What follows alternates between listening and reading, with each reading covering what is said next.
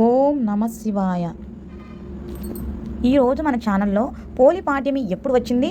November 21న 22న ఎప్పుడు అని తిథి, తేదీ, వారం, నక్షత్రం ఏమిటో, ఎన్ని వత్తులతో దీపాలు వెలిగించాలో, దీపాలు వదలాల్సిన శుభ సమయం ఏమిటో, చేయవలసిన దానాలు ఏమిటో, పోలి పాడ్యమి విశిష్టత ఏమిటో, అరటి డొప్పలు లేనప్పుడు ఈ దీపాలు ఎలా వదలాలో అనే విషయాలు గురించి పూర్తి వివరాలు ఈ వీడియోలో తెలుసుకుందాం. ఎక్కడ స్కిప్ చేయకుండా పూర్తి వీడియో చూస్తారని ఆశిస్తున్నాను. అంతకంటే ముందల నా వీడియో సబ్స్క్రైబ్ చేసుకోండి. కార్తీక మాసం మరికొద్ది రోజుల్లో ముగియబోతుంది.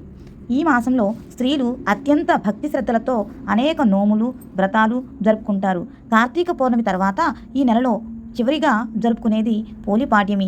కార్తీక మాస అమావాస్య మరుసటి రోజు పోలి పాడ్యంగా జరుపుకుంటారు. తరువాత నుంచి మార్గశిర మాసం ప్రారంభమవుతుంది. పోలి పాడ్యమిని పోలి స్వర్గం అని పిలుస్తారు. పాడ్యమి రోజు తెల్లవారుజామున దీపాలు వదలడంతో కార్తీక మాసం పూర్తవుతుంది. నెల రోజుల పాటు కార్తీక మాసం నియమాలు అనుసరించిన వారు పోలీస్ వర్గం దీపాలు వెలిగిస్తారు. కార్తీక మాసం నెల రోజులు ఎలాంటి నియమాలు అనుసరించకపోయినా పోలి పాడ్యమి రోజు దీపాలు వెలిగిస్తే కార్తీక మాసం నెల రోజులు దీపారాధన చేసిన ఫలితం దక్కుతుందని భావిస్తారు. ఈరోజు బ్రాహ్మణులకు స్వయం పాకం దీపదానం చేస్తారు.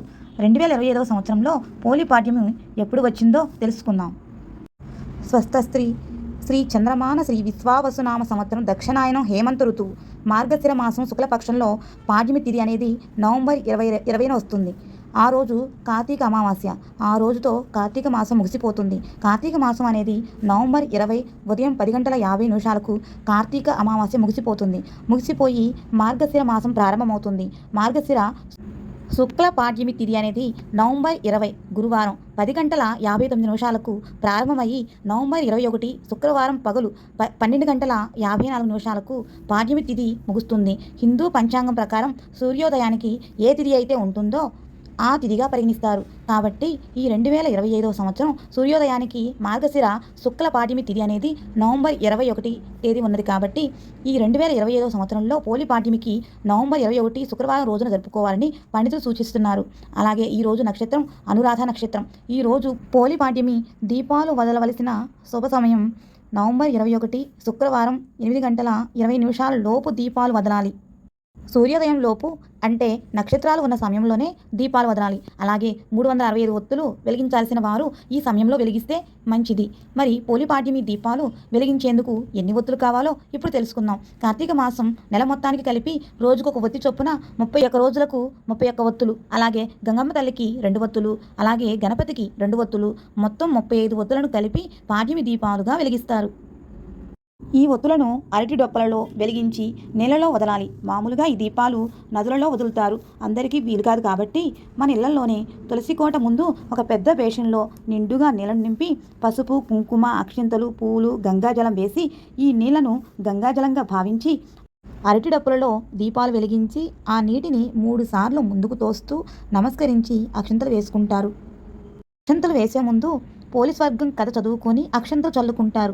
చాలామందిలో ఉన్న సందేహం ఏమిటంటే పోలి పాడ్యమి ఒత్తులు 31 ఉండాలా, 33 ఉండాలా, 35 ఉండాలా అని చాలామందిలో ఈ సందేహం ఉంది. కొద్దిమంది కార్తీక మాసం నెల రోజులు 30 రోజులు కాబట్టి 30 ఒత్తులు వెలిగిస్తారు. కానీ అలా వేయకూడదు. కానీ కొంతమంది 31 రోజులకు 31 ఒత్తులు, గంగాదేవికి 2 ఒత్తులు వేస్తారు. మొత్తంగా 33 ఒత్తులు వేసి వెలిగిస్తారు. కొంతమంది 35 ఒత్తులు వేసి వెలిగిస్తారు. ఏదైనా ఎన్ని ఒత్తులు వేసినా బేసి సంఖ్య వచ్చేలా ఉండాలి. మరి కొద్ది మంది కార్తీక మాసం అంతా దీపారాధన చేశాము, మేము కూడా వెలిగించాలా అని అనుకునేవాళ్ళు 3 కానీ 5 కానీ ఒత్తులు వేసి వెలిగించవచ్చు. నైవేద్యంగా వడపప్పు, తలివిడిని సమర్పించాలి. ఈ పాడ్యమి దీపాలు అరటి డొప్పల్లో కానీ కొబ్బరి చిప్పల్లో కానీ వెలిగించవచ్చు. ఈరోజు నాన్ వెజ్ తినకూడదు. ఈరోజు ఉదయాన్నే స్త్రీలు దీపాలు వెలిగించిన అనంతరం శివాలయంకి వెళ్ళి శివునికి అభిషేకాలు, పూజలు చేస్తారు.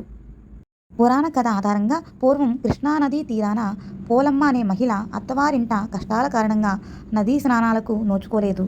అయినా భగవంతునిపై భక్తి శ్రద్ధలతో ఇంటి వద్దనే సూర్యోదయానికి ముందు స్నానం ఆచరించి మజ్జిగ చిలికే కవ్వానికంటిన బెన్నను కరిగించి కార్తీక మాసం అంతా నిష్టగా దీపారాధన చేసేది. ఆమె భక్తి శ్రద్ధలకు మెచ్చి వైకుంఠం నుండి విమానం వచ్చి పోలమ్మను వైకుంఠానికి తీసుకువెళ్ళిందని పురాణాల ద్వారా తెలుస్తుంది. ఈరోజు పోలిపాడ్యమి కథ వినడం కానీ చదవడం కానీ చేసి అక్షంతలు వేసుకుంటే మంచి ఫలితం వస్తుంది.